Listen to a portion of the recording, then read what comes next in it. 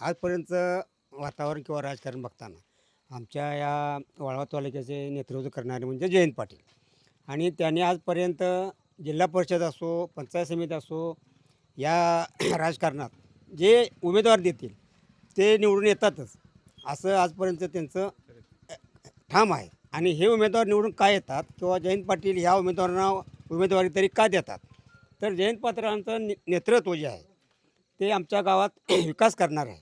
त्यांनी आजपासून आमच्या गावातले रस्ते म्हणा, शाळा असतील, स्मशानभूमी, घाट, पेयजल, चाव्या हे सगळे काम त्यांनी आजपर्यंत चांगल्या प्रकारे आमच्या गावात केलेलं असल्यामुळं आम्ही जे जयंत पाटील साहेब जे उमेदवार देतात त्यांना येथील जनता मतदार त्यांना निवडून देतात. ह्यासाठी आज उमेदवार म्हणून जिल्हा परिषदसाठी कांता वाटेगावकर यांची निवड केलेली आहे.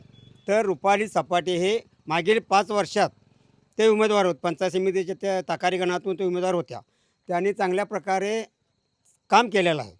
म्हणून त्यांची पोच म्हणून त्यांना परत एक वेळ उमेदवारी दिलेली आहे. त्यांनी कोरोना काळात म्हणा, महापुरात म्हणा स्वतःचं घर निवासस्थान म्हणून त्यांनी रुग्णासाठी दिलेलं होतं.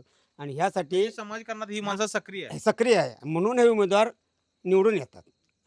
आताच्या घडीला काय स्थिती आहे? किती काय वातावरण आमच्या गावातलं चांगलं असते हां. आणि आजपर्यंत वातावरण साहेबांना चांगल्या प्रकारे आम्ही इतर गावापेक्षा चांगलं लीड देतो. म्हणून आमचं गाव हे लीड गाव आहे असं मानलं जातं.